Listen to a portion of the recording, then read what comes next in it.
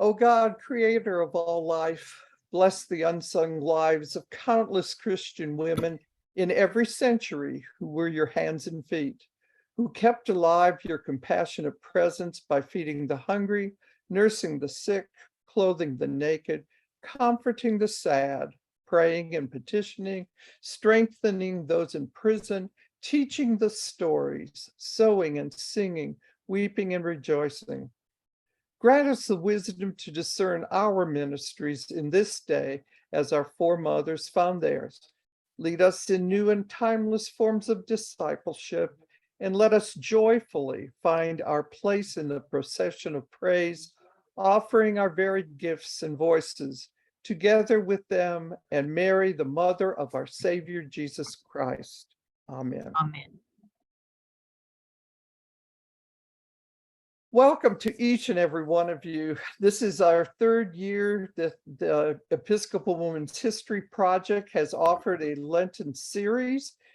And the series are women presenters who have become knowledgeable in many different ways of different women who perhaps you haven't even heard of yet.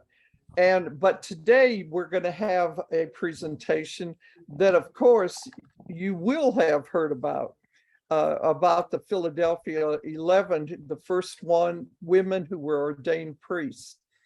So I want to introduce Heather Huyack, who is going to give this presentation. Just a minute. Okay. Heather is a church historian, or a woman's historian, I guess we could say. And she has done all kinds of things to do what the mission is of EWIP, to make sure that women's history doesn't get lost. She's known especially for her book about American history, Doing Women's History in Public, a handbook for interpretation of museums and historic sites. As a longtime historian, she has the particular expertise on how to research, preserve, and interpret the history of American women in an effort to tell the whole story. Having taught, written, and organized in women's history, this is her skill. We welcome her to our stage and look forward to hearing her experience not only with being at the ordination herself, but many other deep avenues that she went into to know more about all the different women who were ordained and all about the significance of the importance of this to the Episcopal Church. I invite Heather to begin. Thank you so much, Joanne, and welcome to all of you. I'm delighted you're here, and I'm sure that Jeannette Piccard and the others are with us in spirit, at least. So in the winter of 1974, I was a grad student at the University of Minnesota, and I heard a woman preach. I was fascinated by her. And so I invited her over for dinner. It was a grad student dinner of spaghetti. Before dessert, she had me signed up for a committee on the ordination of women. That was early 1974, and the woman was Jeannette Piccard. At the time, I had no idea that she was as famous or accomplished.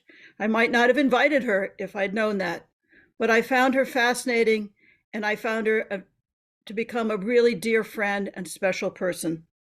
So this presentation today is based on my years of knowing Jeannette, on a dissertation biography of Jeannette Piccard by Cheryl Hill, my own dissertation, and a lot of work in the Piccard papers at the Library of Congress. So when I'm quoting, I'm often quoting from those sources. I also want to thank her grandchildren, Jane Piccard and Dick Piccard, who have helped, as well as the Reverend Dr. Olive Bozarth Campbell, another of the Philadelphia 11. I once complained to Jeannette about being impatient. She would have none of it, telling me forcefully, "There are many ways to wait. I did." And let me share my screen. Get it.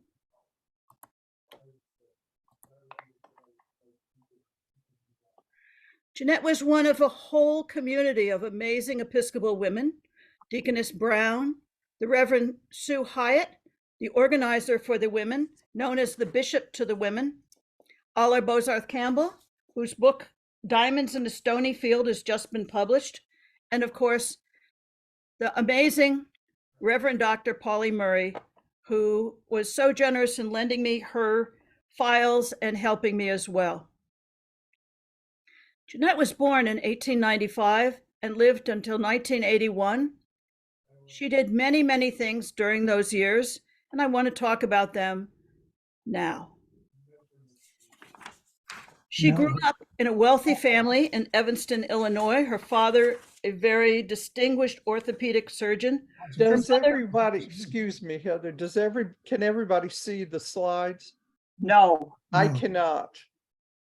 you have not got the screen shared, Heather. All right, hold on. Thank you for letting me know. Let's take it from the top. Okay.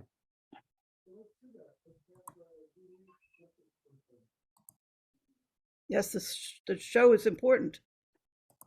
If- All right, I'm hitting shared screen, right?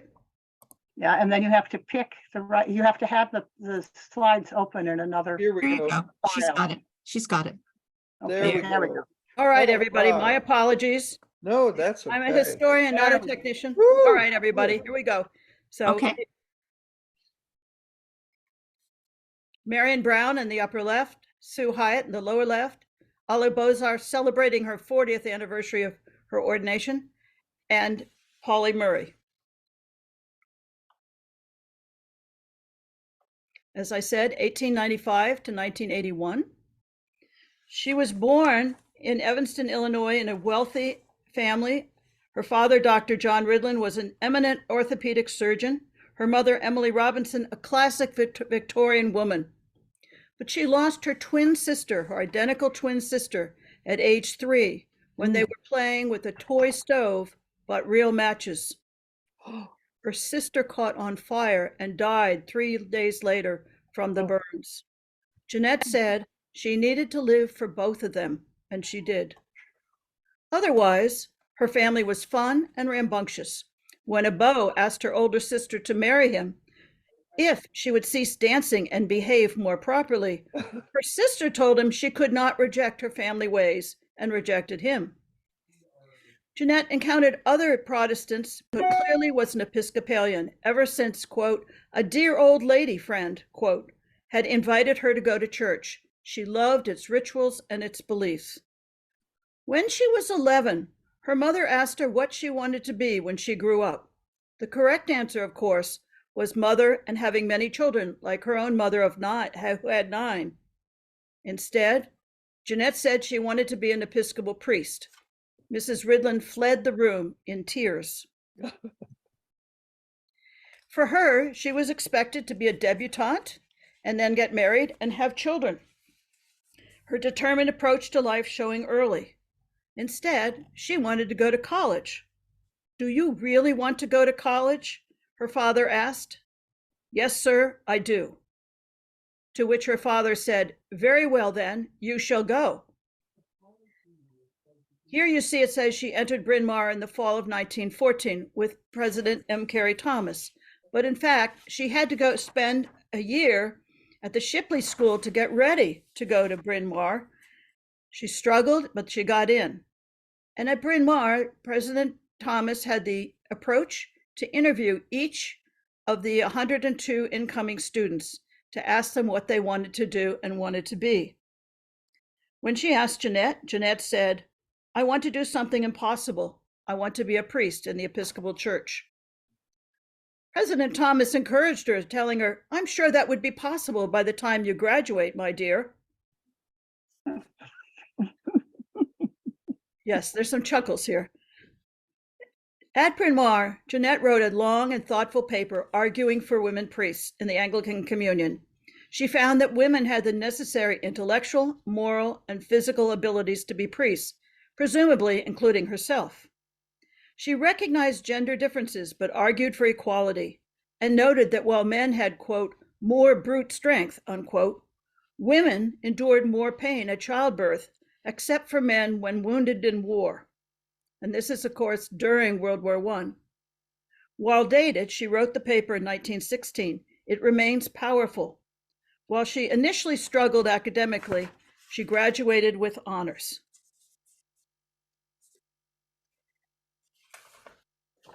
Her father again offered good advice. She should become a chemist to relieve a man at the front and to have a livelihood if she didn't marry. By then, she'd already rejected 2 suitors. At the University of Chicago, she was initially fearful of her chemistry professor, the tallest, thinnest man she'd ever seen, the Swiss chemist Jeannette Piccard, who had left his prestigious post in Belgium when the Germans invaded there. Jeannette and Jean found commonality in both being identical twins and worked well together. When Jeannette realized she was in love with Jean, who seemed to be oblivious to his feelings, she again consulted her father. Dr. Ridlin asked her if he was the only man in the world like Jean, and if she was prepared to follow him anywhere. She laughed.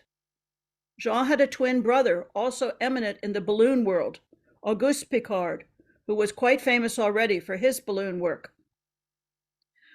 Jeannette's family was concerned that she wanted to marry a poor immigrant chemistry professor rather than a wealthy businessman.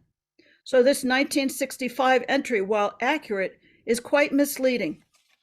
She did not go to the University of Chicago to find a husband, but what a husband found her.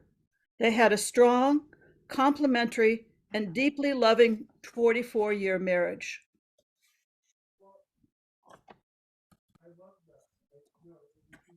They married in August 1919, right after Jeannette defended her master's thesis. The instant she married Jean, she lost her American citizenship by marrying a foreigner. They moved to Switzerland, where he taught, and they soon had 3 sons. In 1926, they returned to the U.S. just before the Great Depression hit and upended so many lives. That year, Jeannette received some genuine support for becoming an Episcopal priest. When the Bishop of Delaware, Philip Cook, encouraged and blessed her and set her on a course of study.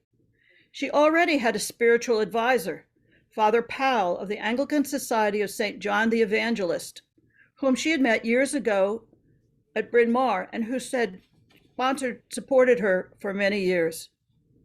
When she had asked her bishop in Chicago for references about women priests, he had scoffed at her.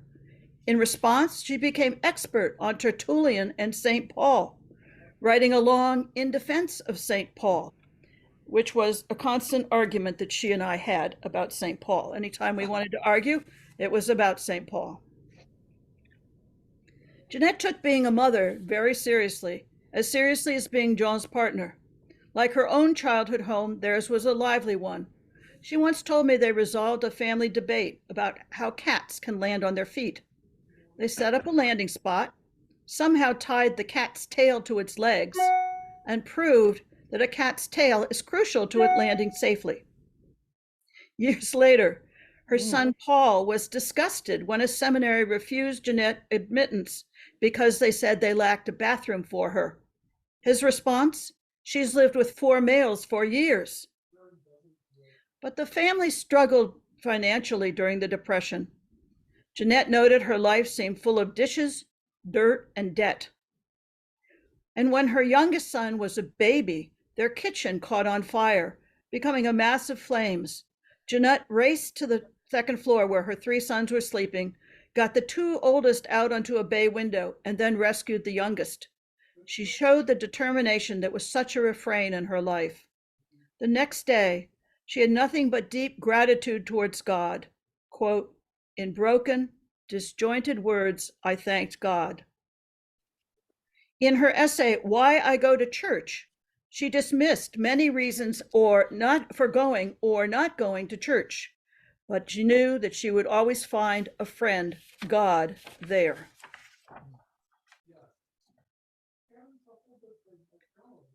Today, we don't really appreciate the magnitude of their flight to the stratosphere to do scientific research on cosmic rays. In 1934, it was a big deal. To make the flight, Jean needed a pilot so that he could do the research. So in 2 months, Jeannette became the first American woman licensed as a balloon pilot. She later quipped, "I didn't go up with him, he went up with me." Thanks to their son Donald, who popularized sport ballooning, we are nonchalant about sport and weather balloons. But then, airplanes and balloons were still experimental, with frequent fatalities. Determined to continue with high-altitude balloon research, the Piccards struggled to find sponsors for their stratosphere flight, eventually piecing together the required support. Getting sponsors to pay for the very extensive endeavor, about $227,000 today, was extremely difficult. It was the Great Depression, Jean had lost his job, and the equipment and hydrogen gas to fill the balloon was expensive. The National Geographic, their logical sponsor, refused to have anything to do with sending, quote, "a woman and a mother on such a dangerous expedition." Other companies also refused. Their landlord generously forgave months of rent. Son Paul later joked that no one seemed to be concerned about a father, a breadwinner, risking his life. The Piccard fundraising included selling the souvenir booklet, which lists Jeannette as the pilot. So he did the science, she did the piloting. But as I say, it was a very big deal. Henry Ford lent his field for the launching. Orville Wright came and met their son. 45,000 people watched their very early morning liftoff, which included 300 men in the ground crew. Going up nearly 11 miles in their enormous balloon, Jean researched cosmic rays. They set the altitude record that Jeannette held for women until Valentina Tereshkova exceeded it in 1963, nearly 30 years later. But sadly, clouds obscured their earthly view as they crossed Lake Erie, going from Detroit to nearly West Virginia. They didn't know where they were. Concerned they not end up in the Atlantic Ocean, they set down after their 8-hour, 300-mile record-setting flight. They always hoped to go up again and go higher to 100,000 feet. But the Great Depression, World War II, and their inability to get funding prevented their dream of return. Their 7-foot diameter gondola, which is a pressurized capsule, was packed so tight with scientific experiments, including 168 Geiger counters to measure cosmic rays, that the two of them, who had now been married for many years, kept bumping into each other and then apologizing until they agreed that that was silly. Their passenger, the family turtle, Fleur de Lis, was not bothered. Early on, some rigging was malfunctioning, so Jeannette put on her parachute, climbed completely out of the gondola, somehow held on and fixed the problem.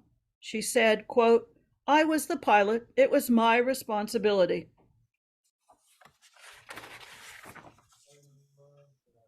She wrote this long telegram to publicize the event as part of their fundraising effort. Interestingly, the copy at the Library of Congress has a sentence crossed out, which reads, quote, "The angels, if there be angels, which I doubt not, will keep us safe and enjoy the trip with us, though we shall not see them." For Jeannette, science and religion were not in conflict, but reinforced each other, science helping us appreciate the wonder of God's creation.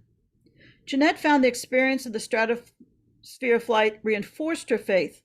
She uncharacteristically struggled for words to describe the upper atmosphere. Quote, "The sky at the stratosphere is a very dark blue, about the color of the sky just after sunset when the stars are beginning to appear. This very, very deep blue." Although the sentence is crossed out, I think it reflects her beliefs. Some Episcopalians lean towards its Protestant tradition and others its Catholic. Some Episcopal churches avoid stained glass, while others have Stations of the Cross, incense, and Sanctus bells and address priests as Father. Jeannette belonged to the Anglo-Catholic wing. She claimed she disliked incense, but clearly loved the ritual, and for her, Eucharist was especially crucial to her life. Although she focused on family and ballooning during these years, and they are known as the royal family of ballooning, and anyone who's ever watched Star Trek, they are named, Captain Piccard is named after the Piccard family. Her priestly calling remained. She was ready, but the church was not. Finally, in 1936, Jean got a job at the University of Minnesota teaching aeronautical engineering, and life improved. Apparently, Jean's strong accent made Americans struggle to understand him. Jeannette was a faculty wife, but she was much more, attending Jean's lectures and working beside him, but not, of course, being paid. 6 years later, Jeannette finished her own PhD in education and then tried unsuccessfully over and over and over to get a job for herself. In response, she wrote, quote, "Wasted Women," decrying that women spent their lives in preparation, in being wives and mothers, and then from ages 45 to 64, while full of energy, left to play bridge, golf, and, quote, "be busybodies," unquote. Quote, "But when she tries to transfer her energy to productive work, she runs into social opposition and meets with prejudice on every side." As World War II came, she unsuccessfully tried to join the military effort. As all three sons fought and Jean traveled to London to interrogate German prisoners, Jeannette hung 4 blue stars in her window. This was her home until she died, and until her son Don died, and it was the scene of many visits and good times in her house. Apparently, the realtor.com was showing her house when it was empty, and I have to tell you, it was never empty at all when she was there. It was always piled with books and papers, and there were balloons in every window. It was a fairly small house, but a nice one. And it was a good house for a faculty family. Jeannette, during these years, worked to establish a church-based school, served on the vestry and the altar guild, and as we say, she lived the gospel. As Minnesotans, she and Jean had a cabin at Lake Vermilion as their retreat. In 1969, the bishop gave her a lay reader's license to perform services, but only at their lake cabin and only in the summer. Jeannette clearly wanted more. Her granddaughter stayed in bed one morning and Jeannette brought the service to her. The woman was relentless. And you can see the body language of this picture and how they just were a wonderful pair and really there for each other. Then in 1963, Jean died. His former student, Robert Gilruth, now head of the NASA manned space program, asked Jeannette to become a NASA consultant. She loved the role, which gave her extensive speaking experience and work. Gilruth and his wife, Ruth Gilruth, had been Piccard students at the University of Minnesota. He deeply respected her, explaining, quote, "She was very bright, had her own doctor's degree, and was at least half of the brains of that family, technically as well as otherwise. She was always in the room when Jean was lecturing, almost always. She was something. She was good." He enlisted Jeannette as a publicist, sharing the program and goals of the space program. Her NASA employment later made a huge difference in her financial situation, which had been quite bleak. And here we see Jeannette as lady and scientist wearing a first stole, and it's hard to see, but there's a gold cross as well. In those days, it was very unusual for a civil servant to wear a gold cross in these situations. Again, for Jeannette, science and religion were there together. One of the things I found in preparing for this talk was her efforts at some writing and a prayer, which you can see here. But by the mid-1960s, Jeannette was becoming increasingly displeased with the church's attitudes towards women. Covering her head and wearing a hat became a sign of discrimination and subservience. She contrasted herself with her Victorian mother, who wouldn't leave the house without a hat and gloves, while she, quote, "trotted about in slacks," unquote. She said, "At the very least, it is time for the clergy to stop emphasizing sex differences by fussing about who wears what on whose head when," unquote. She quit wearing a head covering to church, seeing it as a male-imposed badge of inferiority, saying, "I took off my hat." Being so respected as Dr. Piccard by NASA made her even more unwilling to accept discriminatory treatment in the church. Yet she faithfully attended church conventions, general convention after general convention, and remained extremely active in her parish. And she made a key move. She moved from the longtime elite Anglo-Catholic parish of St. Paul's on the Hill in St. Paul and moved to St. Philip's, a smaller Black parish in St. Paul. Rector Denzil Carty was a civil rights warrior and who supported her priestly call. The St. Philip's congregation welcomed Jeannette. And then in 1970, the Episcopal Church changed the canon on the diaconate and recognized women as deacons.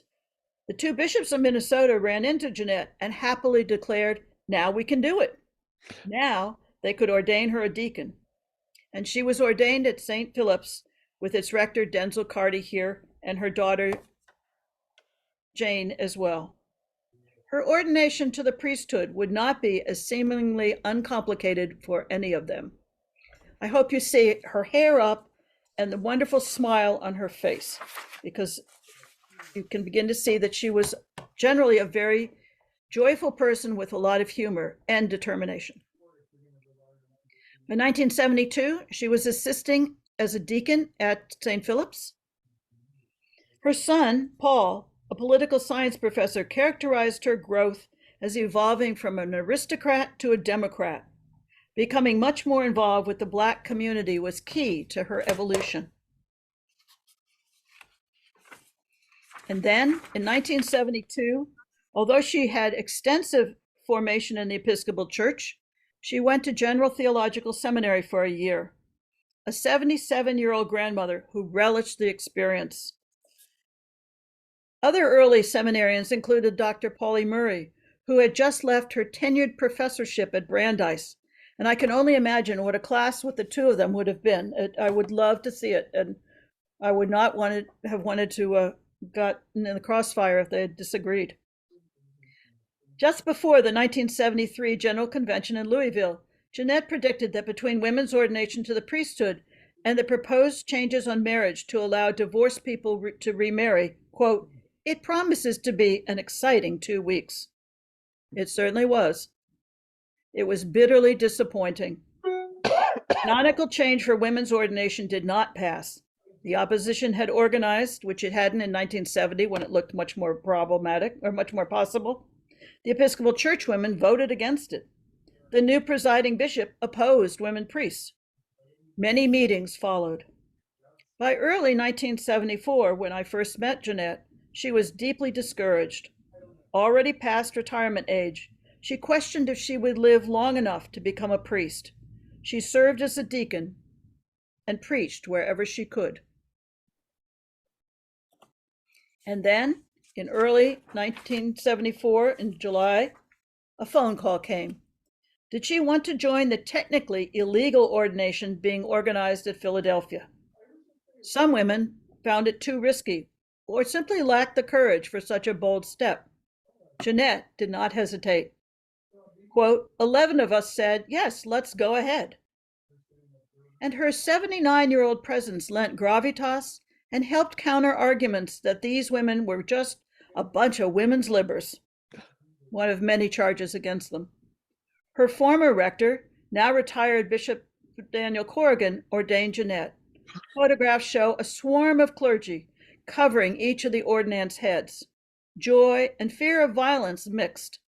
The church's rector, one of the heroes, the Reverend Paul Washington, later mused that the Church of the Advocate had previously hosted the Black Panthers, and they weren't worried. This was a group of middle-aged white women. Yet the Advocate was the only church willing to host them. Sue Hyatt, who had been a suburban missioner, had close ties there. Several of the women deacons had deep civil rights ties. Its Black senior warden, Barbara Harris, received her call to the priesthood during that service and later became the first woman to be consecrated an Episcopal bishop. As the oldest, Jeannette was ordained first. She had waited the longest.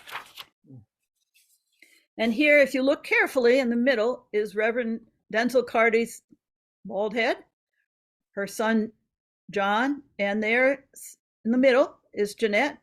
And I hope you can see there was a huge congregation. The place was packed. It was very hot that day, and there were very happy and excited people, and particularly many lay participants who deeply wanted women priests almost as much as the 11 women themselves. There were also several objectors who looked like they had just stepped out of a Dickens novel.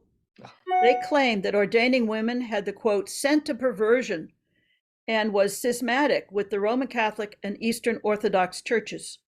These embittered groups called them priestesses with all its pagan connotations. After the excitement of the Philadelphia ordinations was a difficult time. The presiding bishop, the new one, declared, quote, the ladies are not priests, confusing being theologically irregular with being invalid. Irregular meant not all canon laws were followed. Invalid meant no sacrament had occurred. Opponents of women's ordination believed the sacrament of ordination could never take for a woman because women were improper matter. They likened human females to rabbits. One mansplained to me that only men could be priests because only women could be mothers. They claimed that women could not become priests because a woman might be pregnant, and what would happen to her baby, which is easy. The baby wasn't planning to get ordained, hadn't passed anything, it wasn't qualified. Or that Jesus was a male, raising the equally silly idea that had Jesus been female, only women could be priests. We should not forget the anger and antipathy that some men and women felt as other men and women were their strong champions. Church courts tried the 2 priests who let the women celebrate the Eucharist at their churches.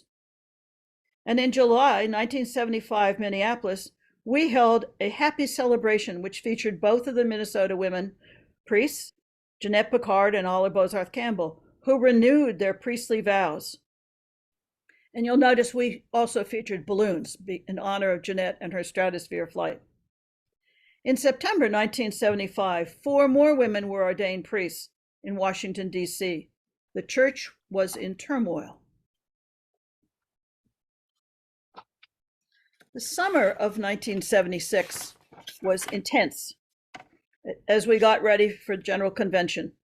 3 groups worked for women's ordination to the priesthood. One group, the Episcopal Women's Caucus, focused on education. Another, the National Coalition for Women's Ordination, strictly on changing canon law, which others said wasn't necessary. The third, Women's Ordination Now, had proceeded with the ordinations and were focused on supporting the 15 women priests. The Washington 4 were crucial because they showed that Philadelphia was not the only time there would be women priests, and that more ordinations and women priests would follow. The 3 groups sometimes worked together, but often rubbed against each other. Some in the canon law group even questioned whether the Philadelphia 11 had helped their cause at all. Some supporters of the 15 women priests feared that they would, quote, be sold down the river, unquote, as the price for changing canon law. The summer of 1976 was busy and intense as the General Convention came to Minnesota and the 3 groups jostled. And here you can see us just hanging out at her house, having a good time. And you'll notice that she's still in her clergy. She wore that constantly. It may be gone now, but once there was a very small window between the window and the back door. That small door opened to a compartment for the milkman to leave milk bottles. This was Minnesota, after all. To enter Jeannette's house, you opened the small door, twist your hand around, reach for the house key, and unlock the back door. I will always cherish seeing Jeannette standing at the top of her stairs to the second floor after I broke in by that milk door. I needed to wake my mother so she could unexpectedly leave to send my grandfather off to his next life. Jeannette heard my break-in, and there she was, her long white hair flowing down, wearing her long white nightgown, asking who was there. Just me. We went into her bedroom, where my mother was sleeping, and Jeannette very gently roused her. She ministered to my mother, exemplifying loving care. My mother flew to New York just in time to say goodbye to my grandfather. Thank you, Jeannette.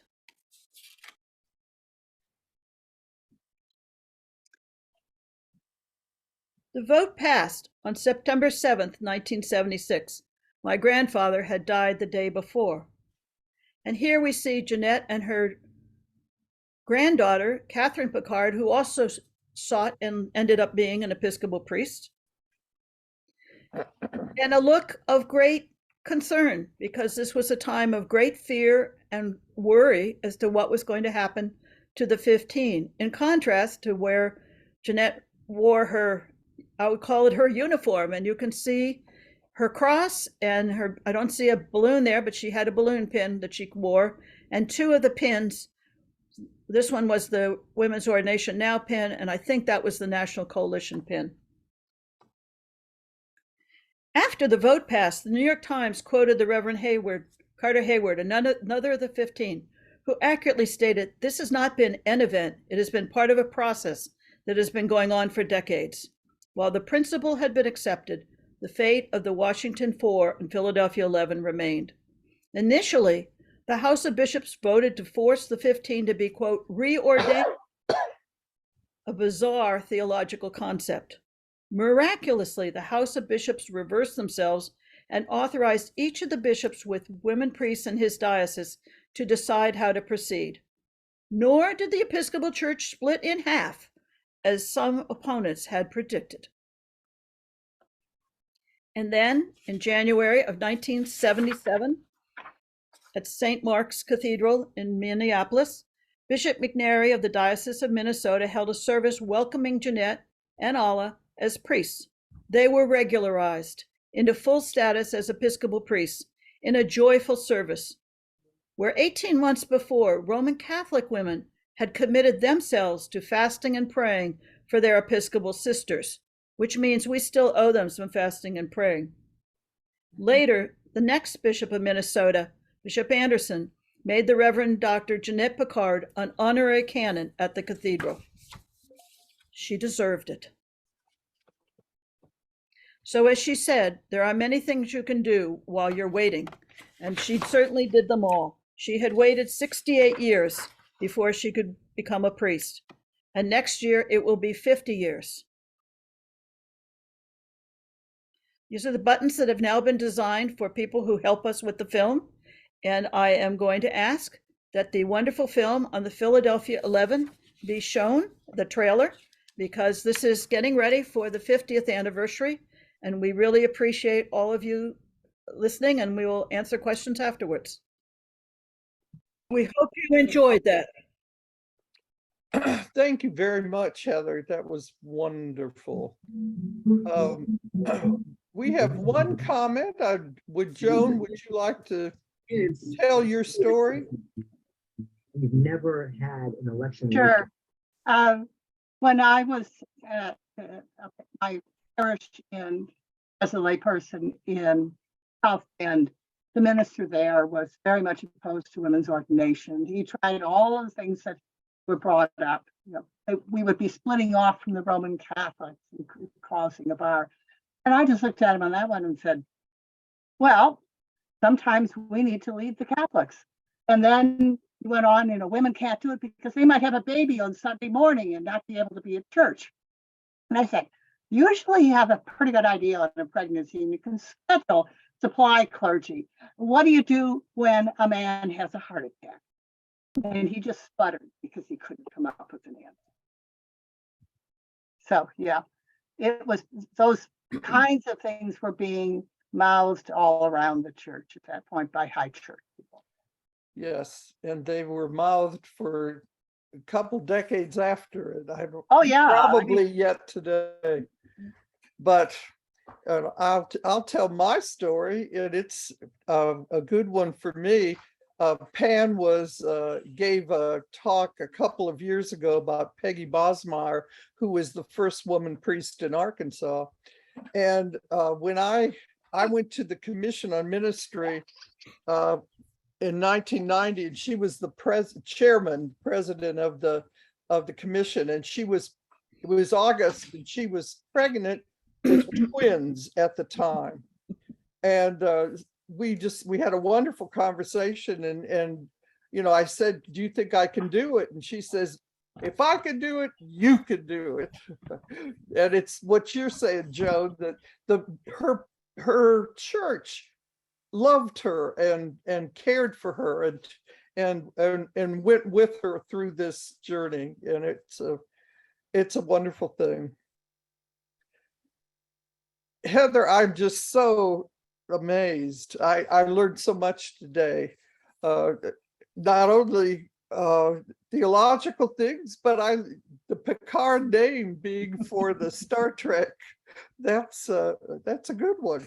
Well, and I have to tell you that Jeannette was a terrible housekeeper. She didn't like to do housekeeping. She thought that was a waste of time. But she had enough of the Victorian in her that she didn't want her silver to be tarnished. So she always put camphor balls, mothballs, in her silver drawers. She claimed that would mean they wouldn't get tarnished. And we had many a debate about that because it makes vanilla ice cream taste terrible. Oh, God. So I hope you have a feeling of her as a real person, as well as the many ways that she showed both physical and emotional and intellectual courage. And when she wrote that paper and she said, we have to think about our men, our priests, our women intellectually, physically, and emotionally capable of being priests. She had thought about it pretty carefully. Indeed. Are there some questions, though? I do want to give this. Nancy Houston wrote, I heard Jeannette Piccard speak several years ago. Among other things she told us was that the feat she and her husband ascended was the height stating one has traveled in space. When you get that high, you're in the stratosphere, and there are different definitions that turns out as to when you're technically in space. Yeah. So the easy way to say is almost 11 miles. And and we fly at, I think, about 35,000 feet. So to go up that high, and when she got out of the gondola, she was about at 8,000 feet. She knew that if she didn't get out then, it was going to get more difficult. And she actually slid in the process of getting out. And so it was quite a feat to do that. But that's how they would not have survived at that high altitude. They wouldn't have gotten up there had she not fixed it. Pan Adams speaks for all of us. She says, Heather, thank you for your presentation today. A reminder of perseverance and resiliency. And that is true. It's amazing that it happened, but then it's amazing that it didn't happen before. So it had been debated since 1920 in the Anglican Communion, and deaconesses before. And every single role, whether lay reader or vestry, was struggled over. Every single one. I could add, can you guys hear me? Yes. When I was in high school, the suffragan bishop in Colorado was Corrigan. What? Right. Corrigan. Yeah. And he was amazing person, very tall. And we called him the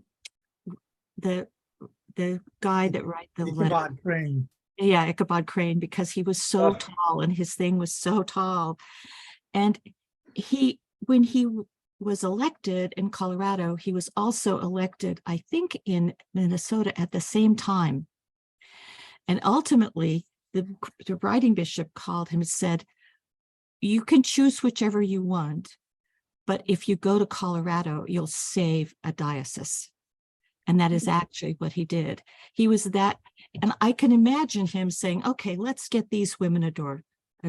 He was that kind of guy. He was willing to take way out there in the church where it needed to be. He was a remarkable person. The night before the ordination, the ordinands and the bishops and very few family members, I was not part of it, met to get ready. And Bishop Wells was hesitating whether he would ordain Katrina Swanson, his daughter. And his grandson said, and tomorrow I'm looking forward to my grandfather ordaining my mother. And that made the difference. Oh, wow. Yeah. And I have to, so great. I have one more story for you. There was a bishop who was a good guy generally, but not being at all active in women's ordination. And we were puzzled by that. And suddenly he got very active. And when I did my interviews, I asked his wife what had happened. And she said, well, one morning, she said, our shower had a glass door. And one morning when he was in the shower, I said, dear, it's time to deal with women's priests. The poor man wasn't going to get out of the shower. That's why you have Mary Clark. It's great. And he switched. I have a story from the Diocese of Massachusetts. My name is Betty Lane. I worked in the 70s for women's ordination, doing a lot of education. But then I was also able to attend a celebration by Carter Haywood at Woods Hole before the 76th General Convention. And that was it's like one of the highlights of my life. Right. And then I also was able to be at the 76th General Convention. And so it was, it's been a journey, and I've loved every minute of it. Yes, indeed. During the 76th General Convention, the Bishop of Minnesota had told Alla and Jeannette they were not to celebrate in public, period. And they didn't, but Alla was having services a lot at her house upstairs. So there were a lot of quiet celebrations. Yeah. I might just point out, Corrigan was elected Bishop of Quincy at the same time as Suffragan of Colorado. It was referred to as two-way Corrigan, an allusion to the pilot Wrong-Way Corrigan, who flew to Ireland instead of someplace else. But Corrigan had gone to seminary with the Bishop of Colorado and thought he could work with him, and it turned out not to be the case. So he was given a position as director of the home department of the church's headquarters, and it was that was why he ordained me to the priesthood when I was a graduate student at General Seminary. Only he was not acting on his own. He was acting for the Bishop of Los Angeles under license from the Bishop of Newark and with certification of a position from the Bishop of Northern Indiana. So it was, I suppose you might say, triply canonical, but he was a wonderful person. I wrote, he thanked me for allowing him to do it for this wonderful service in a little blue collar parish in New Jersey.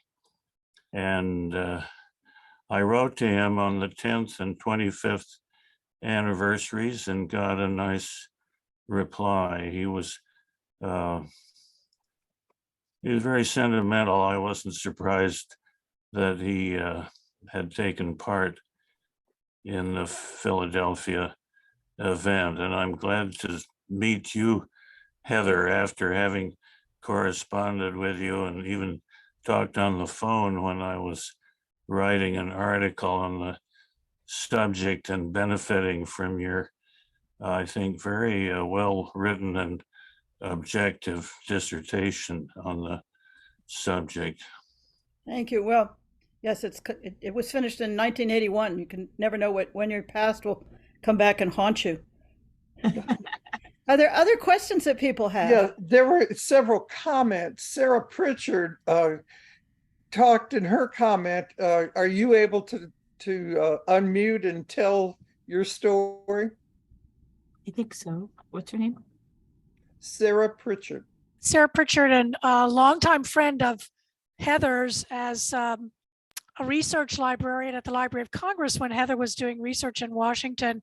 And at that time, Elizabeth Carl was also a research librarian at the Library of Congress, who shortly after I worked with her in the 1980s, became ordained as a lesbian and was at the time considered the first openly lesbian. Now, maybe it's the first openly lesbian who was actually in an open relationship, depends on which church history timeline you look at.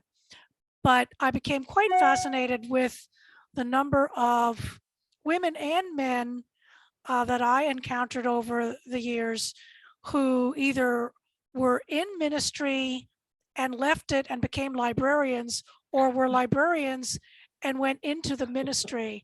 And I feel as if there's a dissertation lurking in there about the commonality. Maybe it's the intellectualism or the spirit of service in those two fields. But I do remember that we were all very admiring of Elizabeth's courage, because even in 1991 in Washington, D.C., even after all the events that Heather has so beautifully documented, it was still not easy, especially working in a federal agency, to just be an open lesbian, let alone seek ordination. Right. Thank you. Yes. Right. Absolutely. Yes, I was on the Commission on Ministry years after I was ordained, and we still struggled with the Commission on Ministry wanted to be open to ordaining lesbian and gay people, but it was hard. We were still struggling. That was in the 2000s. Oh, I've got a question for Margot. good. Margot, are you aware of the video of Bishop John Hines at the 73 convention stating that there are no theological reasons why women should not be ordained in this church? The problem is a pastoral one.